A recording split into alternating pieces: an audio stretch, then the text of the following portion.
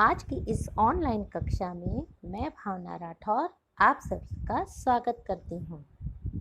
आज के इस वीडियो में हम वाक्य के बारे में पढ़ेंगे। वाक्य की ये पंक्ति सुनकर देखिए कितना अच्छा लग रहा है। कहते सुनते सबका हाल, वाक्य की है यह ही चाल। तो वाक्य जो है वो अपनी चाल चलता है, मगर वाक्य तक पहुंचने के लिए हम स्वर, व्यंजन, वर्णमाला और शब्दों से होकर गुजरते हैं, क्योंकि इन सभी के मिलने से ही हम वाक्य तक पहुंच पाए हैं। तो आप लोगों ने वर्णमाला के बारे में जाना। सबसे पहले वर्णमाला में स्वर और व्यंजन होते हैं। स्वर वे वर्ण होते हैं जिन्हें बोलने के लिए किसी के सहारे की ज़रूरत नहीं होती, और व्यंजन जो हैं वो हमेशा स्वरों के सहयोग से ही बोले जाते हैं। और व्यंजन वर्गों में बांटे गए हैं: कवर्ग, चवर्ग, टवर्ग, तवर्ग, पवर्ग और अंतस्थ, ऊष्म वर्ण और संयुक्त वर्ण। तो बच्चों, स्वर और व्यंजन को मिलकर बनती है वर्णमाला। वर्ण के साथ माला शब्द लगा है तो हमें फूल माला की याद आ गई। फूलों की माला भी इसी तरह सुव्यवस्थित ढंग से एक एक फूल पिरो कर बनाई गई होती है। इसी तरह स्वर और व्यंजन भी बहुत ही क्रमबद्ध तरीके से रखे जाते हैं, एक के बाद एक, इसीलिए वो हमें बहुत अच्छे लगते हैं। बच्चों, वाक्य जानने के लिए हम शब्दों का सहारा लेते हैं। वाक्य तभी पूर्ण कहे जाते हैं जब शब्दों का सार्थक समूह होता है। अब ये सार्थक क्या है? सार्थक अर्थात जिसका कोई अर्थ हो।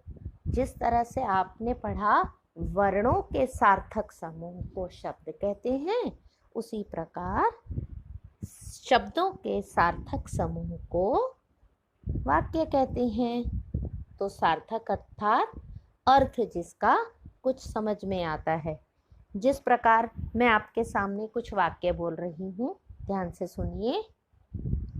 मुझे भूख लगी है, आज मैं बाहर नहीं खेलूँगा, मुझे खाना खाना है, मैं सो जाऊँगा। देखा आपने, मैंने इस तरह के वाक्य बोले तो आप या कोई भी व्यक्ति इसे बहुत आसानी से समझ जाएगा।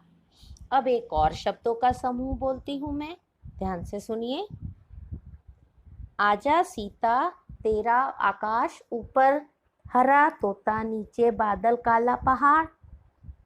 देखा बच्चों, कितने सारे शब्दों को मैंने मिलाकर एक बात बोली, मगर इसका कुछ भी अर्थ नहीं निकलता। अर्थात निरर्थक ऐसे शब्दों का समूह जिसका कोई भी अर्थ नहीं निकलता, इसे हम वाक्य नहीं कहते हैं। ठीक है? तो वाक्य वो होते हैं जिनका कोई अर्थ होता है, अर्थात शब्दों के सार्थक और व्यवस्थित समूह को वाक्य कहते हैं। मुख्यतः वाक्य को हम 3 वर्गों में बांटते हैं। 3 वर्ग यानी 3 अलग अलग हिस्से कर देते हैं वाक्य के। एक कर्ता, एक कर्म और क्रिया। और वाक्य के 2 मुख्य अंग होते हैं बेटा। अंग उद्देश्य और विधेय। अब ये उद्देश्य और विधेय तो 2 हैं, और उसके हमने भाग कर दिए 3 वाक्य के। तो इसको कैसे बांटेंगे? बहुत आसान है बच्चों। कर्ता, जिसके बारे में कुछ कहा जाता है वाक्य में, ठीक है, जिसके बारे में कुछ कहा जाता है वह उद्देश्य होता है, कर्ता होता है। और विधेय जो है, उद्देश्य के बारे में जो कुछ कहा जाता है उसे कहते हैं। कर्म और क्रिया विधेय के अंतर्गत आ जाते हैं।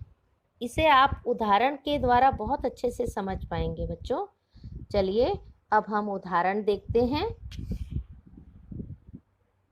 राखी खाना पकाती है। देखा बच्चों, ये एक पूर्ण वाक्य है। अब इसमें कर्ता कौन है अर्थात करने वाला कौन है, राखी। इस वाक्य में काम करने वाला व्यक्ति स्त्रीलिंग है राखी। तो राखी उद्देश्य, वो क्या काम कर रही है, पकाने का। और क्या पका रही है, खाना। तो खाना कर्म है और पकाती क्रिया है, क्योंकि कर्ता और क्रिया आपस में संबंधित होते हैं। करने वाला जो भी काम करता है उसे क्रिया कहते हैं, मगर क्या काम कर रहा है वो कर्म होता है। तो कर्म और क्रिया को हम विधेय कहते हैं। समझ गए। एक और उदाहरण देखिए बच्चों। सूरज उगता है। सूरज उगता है में सूरज कर्ता, कर्म तो इसमें है नहीं, और क्रिया है उगता है। ठीक है। अब कर्म और क्रिया, मगर कर्म तो नहीं है, फिर भी हम इसे वाक्य कहेंगे बच्चों, क्योंकि वाक्य जो है वो कर्ता और क्रिया की होने से भी पूर्ण होता है। आप इसे बहुत अच्छी तरीके से समझ लीजिए बेटा। अगर किसी वाक्य में कर्म नहीं होता है तो भी वह वाक्य पूर्ण होता है, यदि उसमें कर्ता और क्रिया है। चलिए एक और उदाहरण के द्वारा हम लोग जानेंगे। पापा दफ्तर जाते हैं। कितना आसान है। पापा कर्ता अर्थात उद्देश्य, दफ्तर जाते हैं अर्थात दफ्तर कर्म, और जाते हैं क्रिया, दोनों विधेय। एक और उदाहरण देखिए। पक्षी उड़ते हैं। अब पक्षी कर्ता, कर्म तो है नहीं, उड़ते हैं। यदि इसमें आकाश में होता तो वो कर्म हो जाता। पक्षी आकाश में उड़ते हैं तो पक्षी कर्ता और आकाश में उड़ते हैं क्रिया। बच्चों इसका एक आसान तरीका और है, अगर आप इसे और अच्छे तरीके से जानना चाहते हैं कि कर्ता और क्रिया जो है वो आपस में संबंधित होते हैं, तो आपको केवल ये ध्यान रखना है, उद्देश्य में हमें कर्ता रखना है और शेष वाक्य का अंश जो बच जाता है वो सारा ही विधेय है। वाक्य के दो अंग होते हैं बेटा। अभी तक हमने जितना पढ़ा उसमें उद्देश्य और विधेय, इसे आप अच्छे से बहुत अच्छी तरीके से दिमाग में बैठा लीजिए। चलिए हम और उदाहरण देखते हैं, आपके उद्देश्य और विधेय के चैप्टर को बहुत अच्छे तरीके से दिमाग में बैठा देते हैं। देखिए, किसान अनाज उगाता है, ये एक पूर्ण वाक्य है। इसमें किसान उद्देश्य और अनाज उगाता है विधेय। और देखिए, राजा न्याय करता है, ये भी एक पूर्ण वाक्य है। इसमें राजा तो उद्देश्य है और न्याय करता है विधेय। अगर यहाँ न्याय करता है, न्याय जो है वो कर्म है, अगर कर्म नहीं रहता तो भी वाक्य अपने आप में पूर्ण होता। बच्चों वाक्य बहुत प्रकार के होते हैं, तो वाक्यों को हम अलग अलग भागों में बांट देते हैं। अभी तक आपने वाक्य के अंग के बारे में पढ़ा। दो होते हैं, उद्देश्य और विधेय, जिसके अंतर्गत कर्ता, कर्म और क्रिया होते हैं, जिसमें कर्ता उद्देश्य, कर्म और क्रिया विधेय होता है। अब हम आते हैं उसके भाग पर। वाक्यों के दो भाग होते हैं बच्चों, अर्थ के आधार पर और रचना के आधार पर। अब जो भी वाक्य हम बोलते हैं उसका कुछ अर्थ होता है कि नहीं। कभी कभी मम्मी पूछती है कहाँ गए थे, ये एक प्रश्न है। मुझे बहुत ठंड लग रही है, ये तो एक फीलिंग है, भाव है। ठीक है। आज मुझे रसगुल्ला खाने का मन कर रहा है, ये एक आपकी इच्छा है। तो इस प्रकार वाक्यों को आप अर्थ के आधार पर जानेंगे बच्चों। चलिए जानते हैं, अर्थ के आधार पर वाक्य 8 प्रकार के होते हैं। आज हम इसे इस वीडियो के द्वारा जान लेते हैं, मगर विस्तार से हम आगे अगले वीडियो में जानेंगे। अर्थ के आधार पर वाक्य में पहला प्रकार है विधानवाचक, निषेधवाचक, प्रश्नवाचक, आज्ञावाचक, इच्छावाचक, संदेहवाचक, संकेतवाचक और विस्मयादिवाचक। दिखने को तो ये बहुत सारे दिख रहे हैं, मगर जब इसे विस्तार से जानेंगे ना बच्चों, तो आपको ऐसा लगेगा अरे ये वाक्य तो हम रोज आम बोलचाल की भाषा में सुनते और बोलते हैं, ये बिल्कुल भी कठिन नहीं है। और बच्चों, कहानी और कविता सुनना आपको बहुत अच्छा लगता है ना?